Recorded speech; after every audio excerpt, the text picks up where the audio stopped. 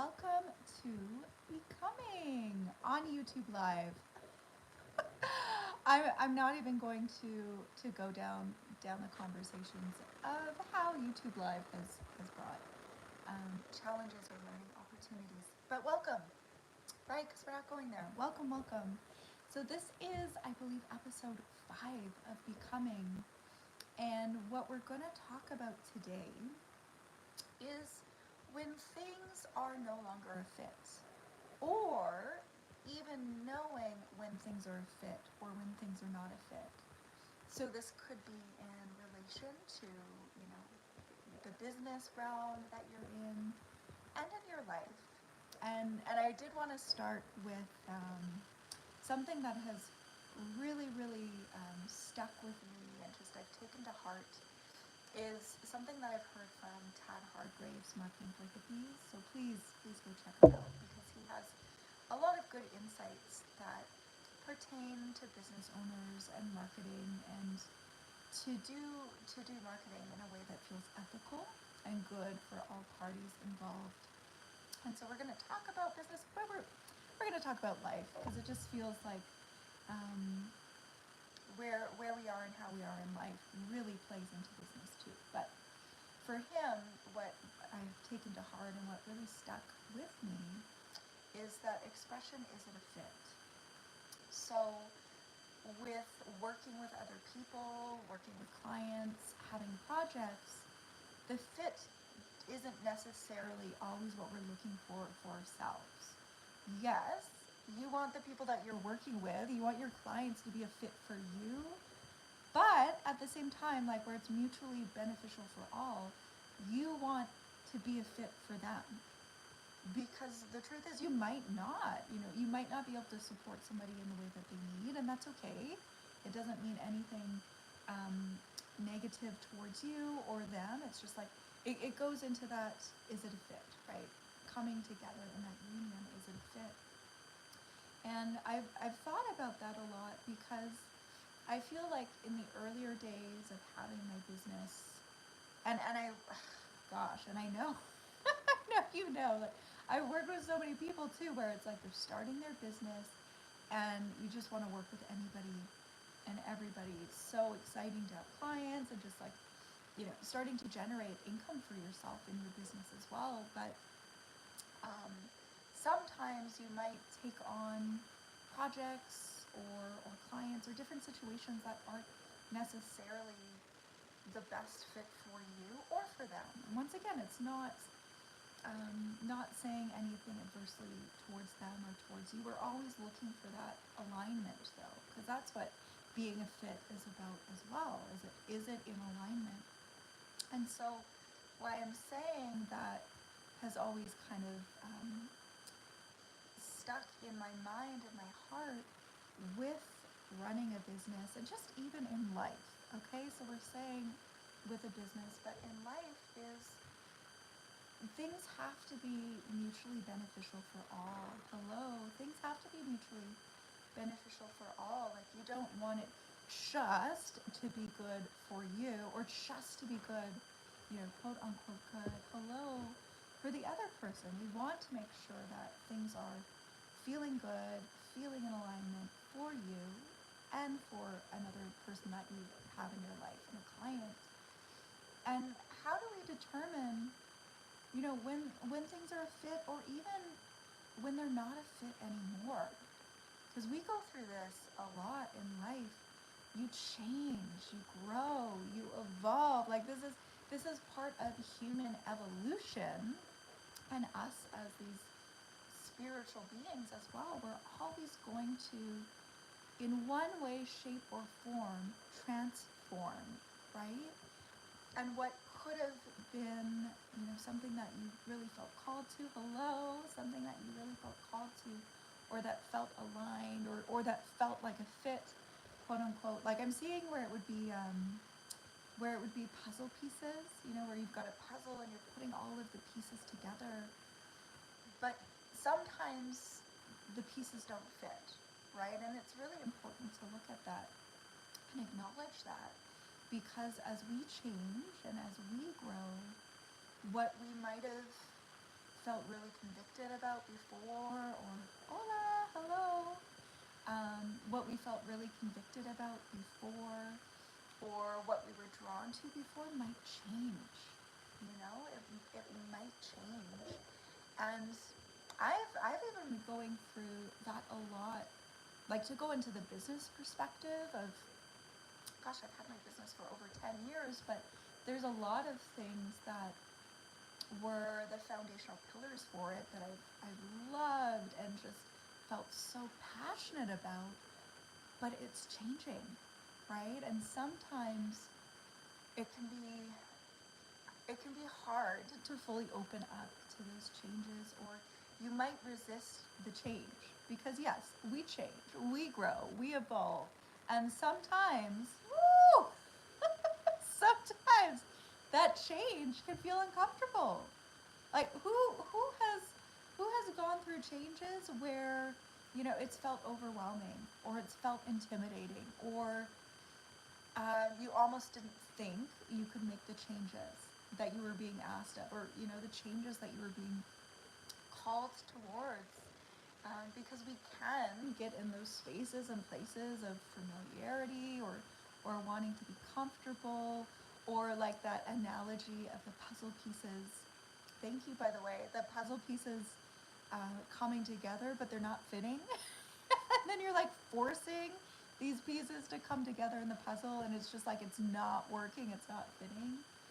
And we will have that come up in our lives, and it's so important to look at where you might be forcing things to fit that are no longer a fit. And like I said, I've been going through that a lot over the past 2 years with my business, of just this chrysalis phase, right? Being the caterpillar going into the cocoon, and reevaluating a lot of, you know, what feels good in my heart, what feels in alignment, how I want to be of service. That's been a huge thing. I've spoken about this a lot, but really asking to be that vessel, to be the highest service to God, source divine, right? That's been a huge intention, which, you know, I believed was the intention before, but it's become a lot more dialed in. So when we're looking at life, or when we're looking at business, and asking, because it's going inward and asking in your heart, and, you know, what feels best for you, or what feels right for you. Like, these are the words we're using, but when you go into that sacred space of the heart, and connecting into that inner compass, or inner knowing that we all have. Because this is the thing too.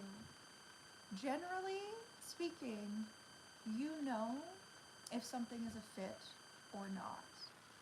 You know if something is making you feel a certain type of way, like ecstatic, blissful, or miserable. Like, we know that as human beings, because we have this well of emotions that we can tap into, and that, like, those sensed feelings. Like, what a gift to be human, to actually be able to viscerally feel a wide range of emotions, and just like that inner knowing, or those instinctual primal feelings that we have, and knowings that we have. So generally speaking, not to be overly general, however, you know if something's working or not. And then it comes to that place, or that choice of, what do you do now, right? Because you could attempt to adjust, right? If things aren't working, if things aren't feeling like a fit, you can attempt to adjust and rework or refine. Like, that's a beautiful space to really put in time, care, heart, attention for the refinement, even exploring ways in which you can pivot. And at the same time, with that, then there's, after that opportunity of coming to a place of acceptance, of knowing what is working perhaps all of the ways in which it's not working, and then what are the next steps, right? If you've refined, if you've gone into a new direction or a pivot, and things are still like those puzzle pieces not quite fitting together, then what do? Because we know, oh my goodness, like when you force things, I keep saying generally, but when you force things, it doesn't work out in the long run. And you can keep trying, you can keep trying and maneuvering, but what is not fitting is not meant to fit. And to come to that place of peace and acceptance, and how can you move forward? And there's no shame in that, and there's no it's nothing against you, it's nothing against the projects that you might have in your business, it's nothing against the clients, it's nothing against anybody involved in the situation. It's just like it's not working, and what do you do to honor that you're no longer going to force things, right? Because yes, we will get challenges, we will get obstacles in life, right? So often it can feel like if you hit a roadblock, or things aren't quote unquote working, or things aren't fitting the way that you thought they would be, there could be that instant thought of to give up. Got to stop this, it's not working. And so, sometimes we're going to have those roadblocks. That's part of the initiations that we go through as well in life in different ways. But it might not always be you're just supposed to cut everything right away, right? This is where we're talking about refinement.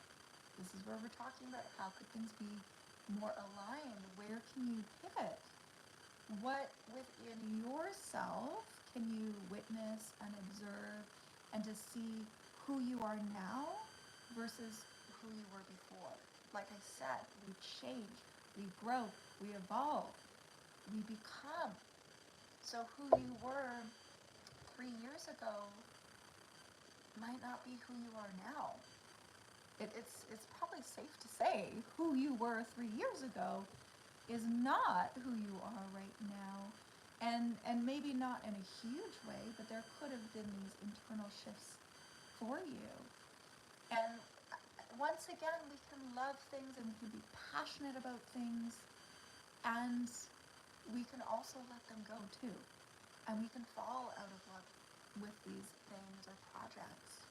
And once again, I know personally for myself, there's been so much change. I was just gonna say business, but in life too. But in the business, so like my foundational offerings that I've had, that I thought I would have the whole of my business and just expanding. That's changing. It's not necessarily, it's nothing wrong with them or bad with them. I'm just being called to be of service in a different way. And the funny thing though, because we'll get these nudges from spirit of like, hey, what about this? The funny thing about it is I have resisted. So I see you, if you're like in resistance to different changes, I see you. Oh my gosh, I resisted probably for about, I'd say a good 2 years of now where I'm coming. Because I couldn't let go of what I built my business on. It felt scary, it felt overwhelming. It's like I didn't want to let it go, didn't want to let people down with that. And 2 years later, wouldn't you know, it's like I've surrendered to the process and following the guidance. So to have gentleness with yourself and to have grace with yourself as well, because you might not initiate these changes overnight. Some of you might. You might get that clear direction and say, okay, done. Like this is what's happening. This is the transformation, this is the pivot, and instantly transitioning into that. And you might not. And either way, that's okay. Could we also say either way, that's okay? It's almost a matter of if there's an element of forcing things and trying to make them happen, or just, all of these attempts to maintain what might not be a fit anymore or what isn't a fit, like how much energy do you have to continue to do that? You know, that would be the main question. It's like, and then over time, you might find that the cost of the exertion of the energy to try to make the things fit but aren't fitting, the cost isn't worth it anymore. But everybody's levels of that are going to be different. What everybody can withstand is going to be different too. So there's no right or wrong in terms of that. So to know that there's no right or wrong with how you transition or how you don't transition. It's your life, and if you have a business, it's your business. However, to be honest with yourself where things might not be supporting you, to be honest with yourself. And we're using the word fit, you know, is it a fit? Is it not a fit? But to be honest with yourself about that. Like to go, like, let's even do something right now. Like these are some questions that you could ask yourself. So taking a moment to go into the heart and asking, is this situation in alignment with who I am becoming? Like that that question, is this situation in alignment with who I'm becoming? Is this relationship in alignment with who I'm becoming? Is this project in alignment with who I am becoming? Is my business in alignment with who I am becoming? Right? Because you could be looking at things, and once again, like 2 years of resistance for some changes, but you could be looking at things through the lens of a past version of you. Or you could be looking at things through a, I want to say, a distorted lens that might not actually be who you are now or who you're becoming. Right? And when you ask those questions, so that this has been what I've found very, very powerful for myself and when I work with clients. If you ask yourself questions, it opens the door. It's like opening the door to the mind and the heart in a way that you might not have received information had you not asked the questions. And it seems so simple, right? Oh, ask and you shall receive. It seems so simple, but often we don't think of asking ourselves these questions. It's like you could be in the weeds or in the thick of, you know, an existential crisis, and through that all be looking externally and why is this happening? Da da da da da da da, on and on and on, instead of, wow, okay, so what's going on for you in this situation? What about this situation could be making you feel trapped? What about this situation could make you feel powerless? What about this situation could be making you feel like you have to force things, right? Like these are so many different questions that we can ask. But when you open yourself up, and this is the whole thing too, like being honest, being honest with yourself, right? I need to highlight that and repeat that again. And I'm even adding a word to it, being brutally honest with yourself. Like this is where you're not denying what you need, you're not denying what you want, you're not denying your feelings, you're not denying your dreams, you're not denying who you know you are, who you're becoming, you're not denying where you're being guided, if it's divinely guided. And when you do that, even in these situations that could feel conflicting or, you know, frustrating. Sometimes it can feel frustrating if you're wanting things to fit, but they're not, and then, like forcing it to happen. But when you go into that space to really ask those questions where you're being brutally honest with yourself, because it's between you and God even, right? Nobody else is involved when you're asking these questions, right? It's just you and God, source divine. And when you do that, you might feel more courageous with some of the information that you receive. Or if you have been minimizing or denying or not being truthful. So we're not judging though, could we just say, like we're not going to be judging the self through that process. It's just this opportunity to be honest and inquire for yourself and your needs and that divine guidance. But when you do that, you might have been, like I said, minimizing or receiving information but not actually listening. You know what I mean? When you get an insight or you get direction and like you've heard it but you don't really follow through with it, raise your hand. I've been there. Oh my gosh, I've been there many times where you get guidance or direction to do a specific thing or to not do a specific thing, and you hear it or you receive it but you don't listen, right? Because we have a choice too. We get to choose if we are going to follow our divine guidance or not. Like, that's the beautiful thing about being here. We have free will. We've got choice. So you might, in those moments where you ask yourself those questions, feel a bit more clear.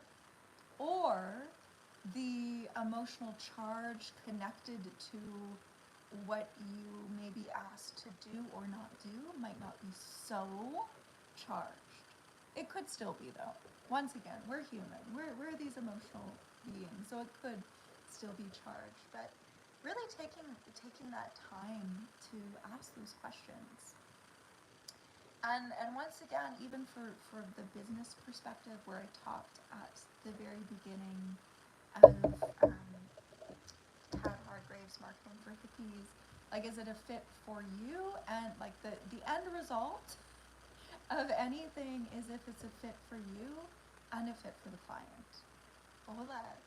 So to keep that in mind too, when we're having these interactions from a business perspective, and this is so important too, and the reason I say this is because I've been on both sides of it. Are you building relationships or is this transaction based? Right? Because that's really important too.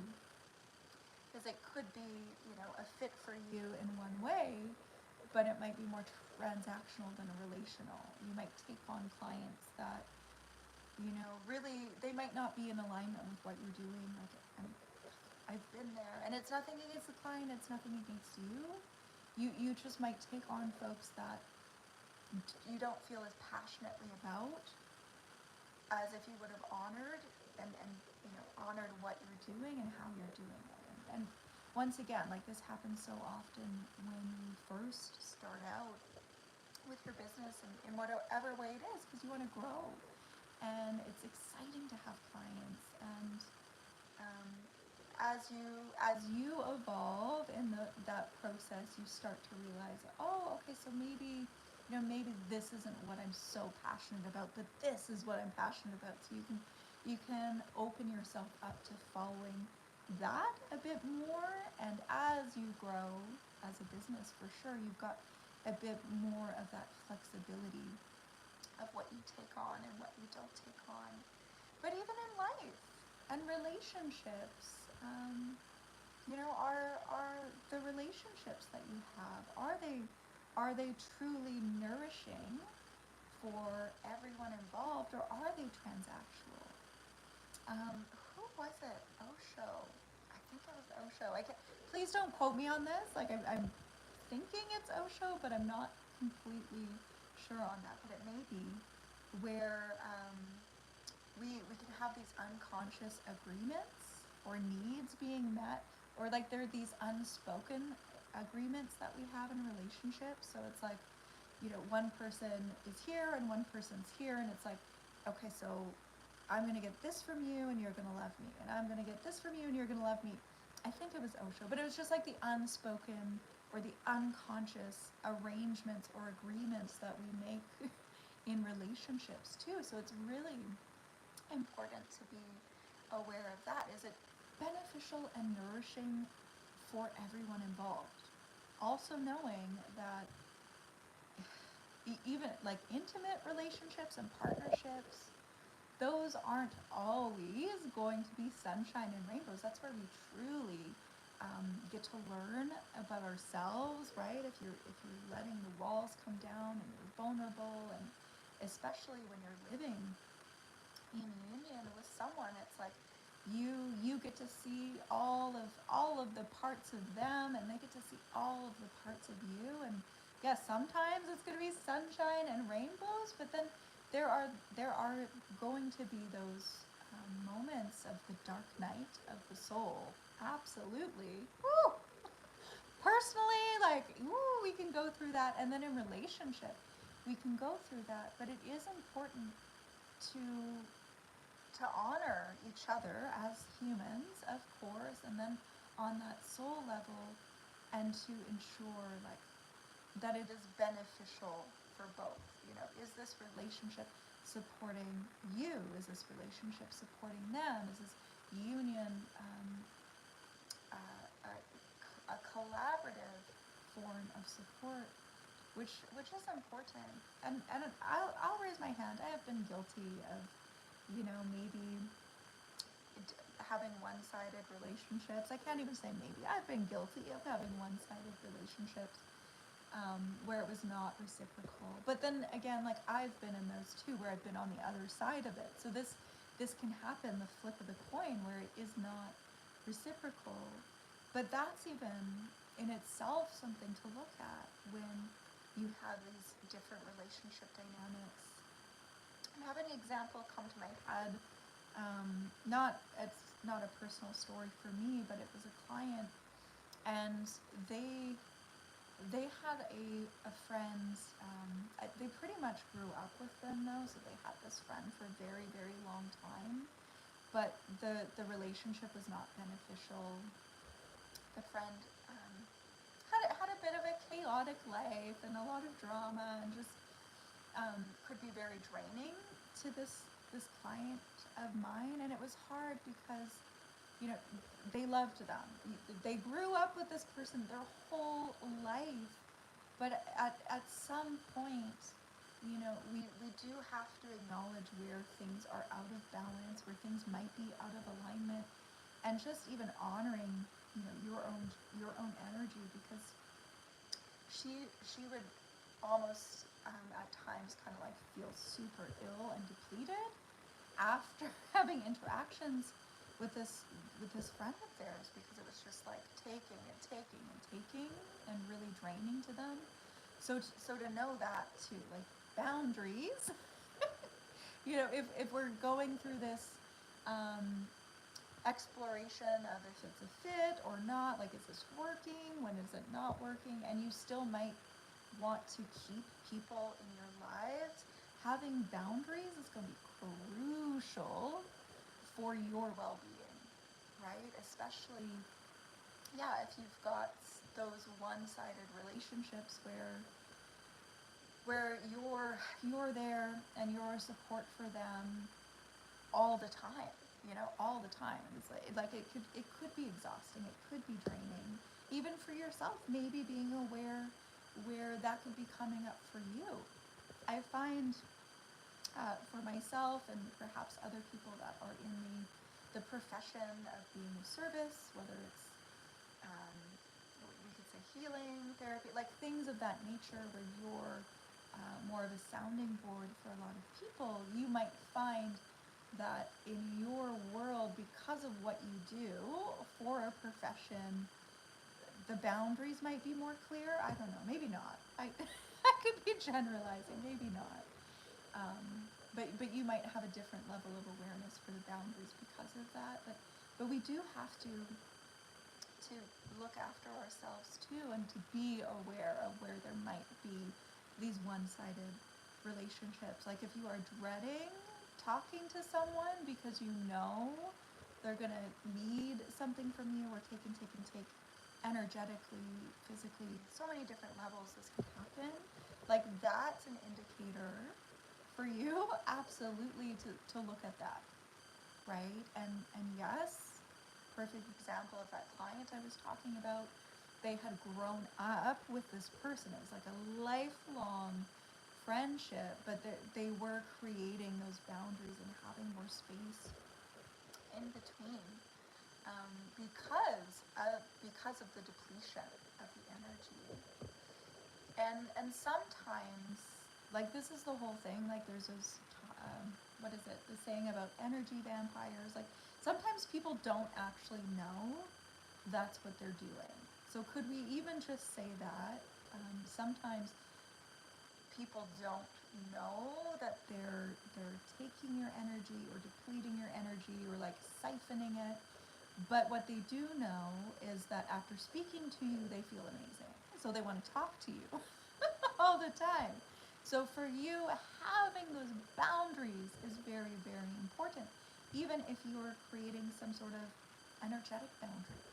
You know, you're going to talk to this person and just setting the intention that their energy stays with them, your energy stays with you. You know, you can be there to support, but to have that with you could be helpful.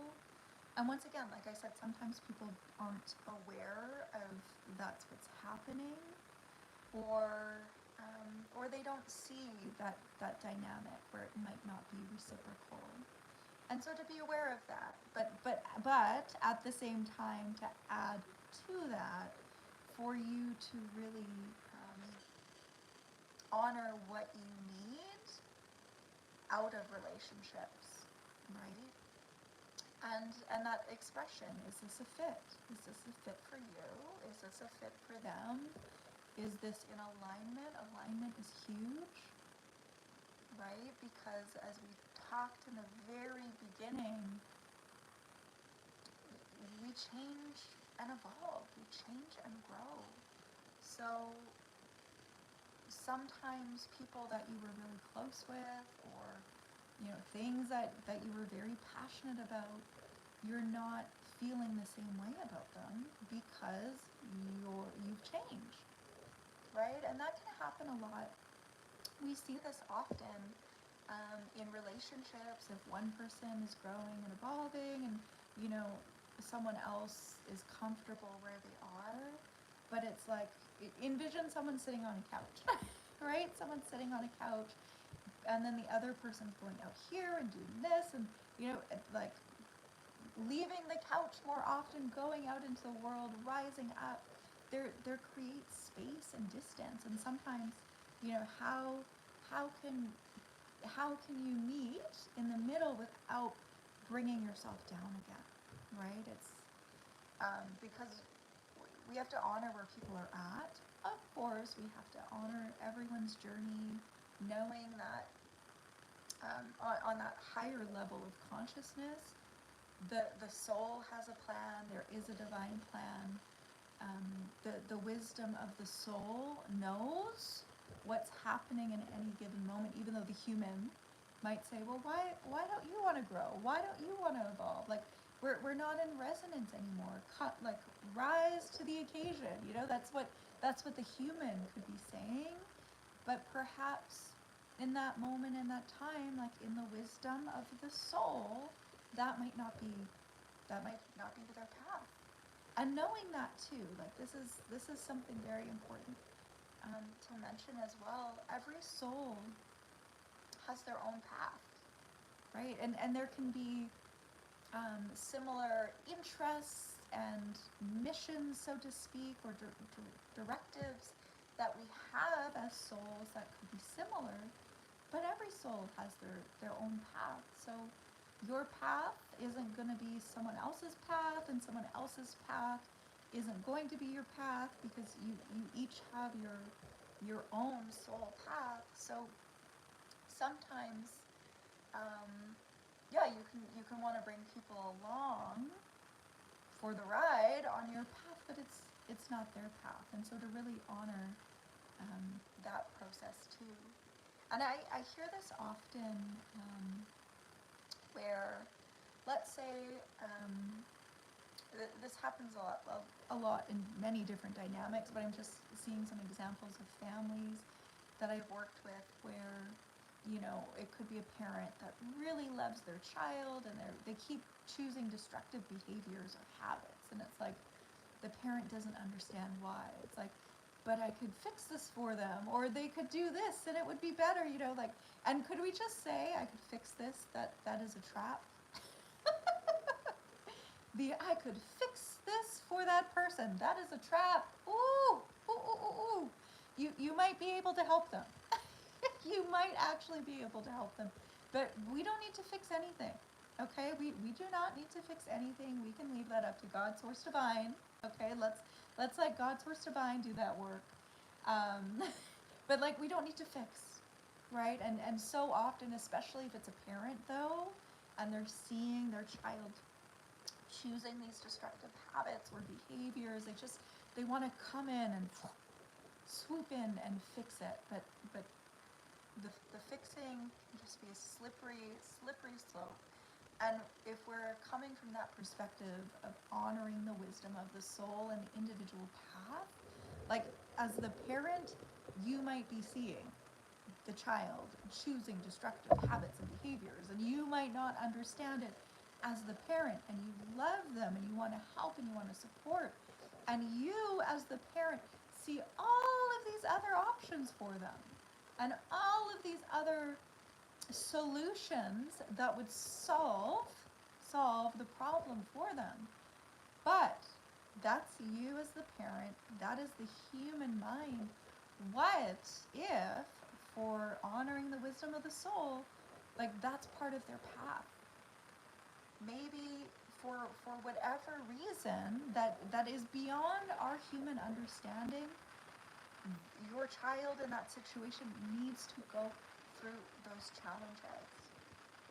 That child needs to struggle with those destructive behaviors and habits for their soul evolution. And could we even say, if you are the parent, it's for your soul evolution as well?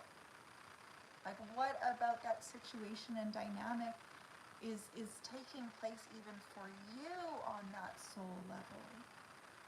And there could be so many different scenarios that it could be playing out. Every soul is different. Every soul's journey is going to be different. Every reason there will be these destructive habits or behaviors could differ depending on the soul, and even those external lessons that are happening for those involved.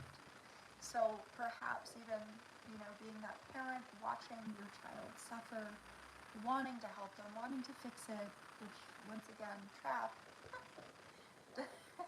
downward spiral, trying to fix.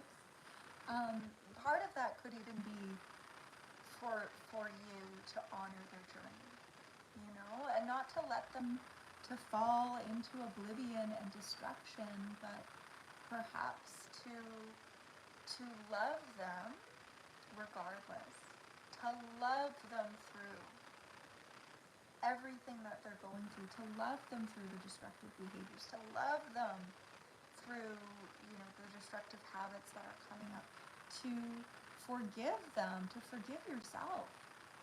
Because it could be so easy as a parent, in some aspects, to blame yourself, right? Of not being the right parent, or not providing enough, or not doing all of these things that your child needed, but maybe that's not the truth. Right? Maybe that's not the truth. If these are soul paths and soul journeys that are unfolding, and that's part of the experience, it might not have had anything to do with your part in it. And maybe it did. Right? But it's really stepping outside of the needing to understand, or the blaming, or the shaming, and all of that can come up in those situations where you want to fix, or you want to get them to try another way. If they would only see, they would have seen already.